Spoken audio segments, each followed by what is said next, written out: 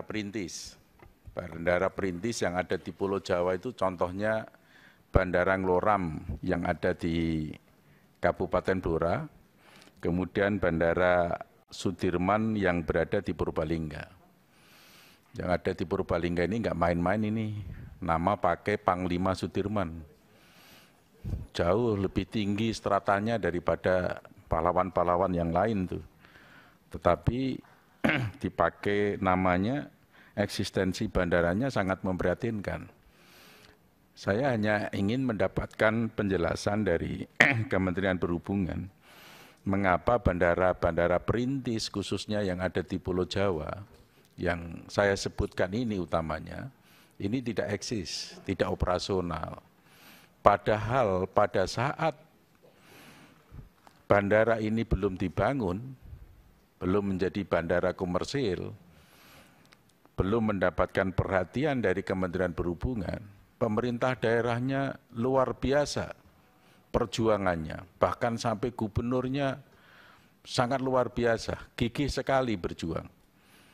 Ya, dengan alasan bahwa kalau ada bandara akan meningkatkan perekonomian di daerahnya dan sekitarnya dan bla bla bla seterusnya.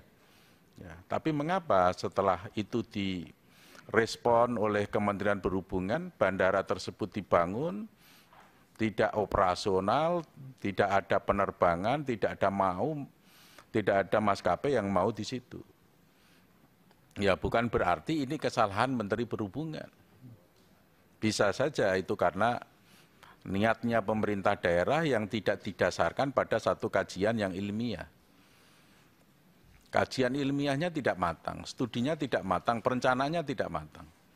Tapi karena kekuatan semangatnya dia, ya disinilah akhirnya Kementerian Perhubungan merespon, membangun, mengalokasikan anggaran.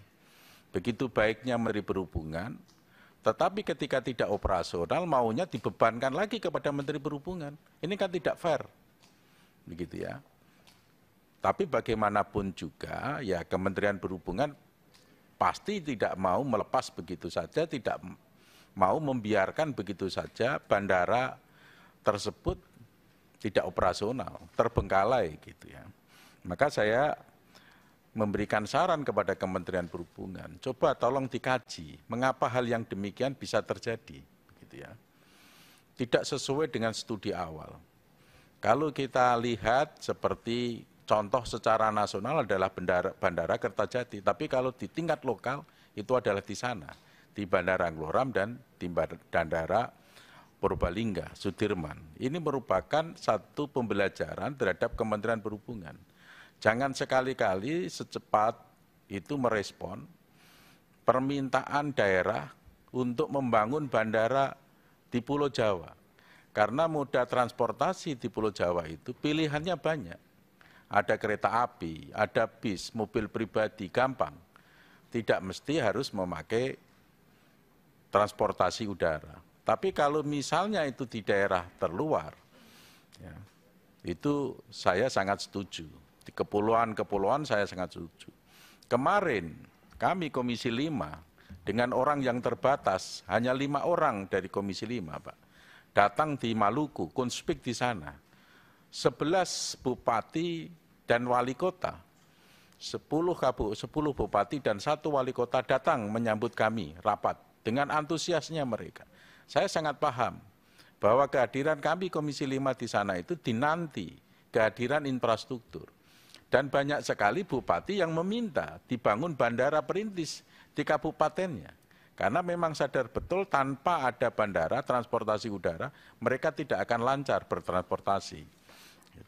Nah, hal yang semacam itulah yang menjadikan prioritas untuk dipilih membangun bandara perintis, Pak. Gitu. Detailnya nanti mungkin pada saat rapat dengan Dirjen Udara akan kami sampaikan. Bupati mana saja yang meminta, mungkin bisa menjadikan pertimbangan untuk memilih. Karena kita berbicara Indonesia, saya ini Pulau Jawa, tapi tidak harus sentris Jawa, gitu kan. Saya harus melihat kenyataan. Ini dievaluasi. Bagaimana bisa operasional, tapi bagaimana ke depan ini bisa dijadikan satu pembelajaran. Kemudian yang kedua, saya mencermati betul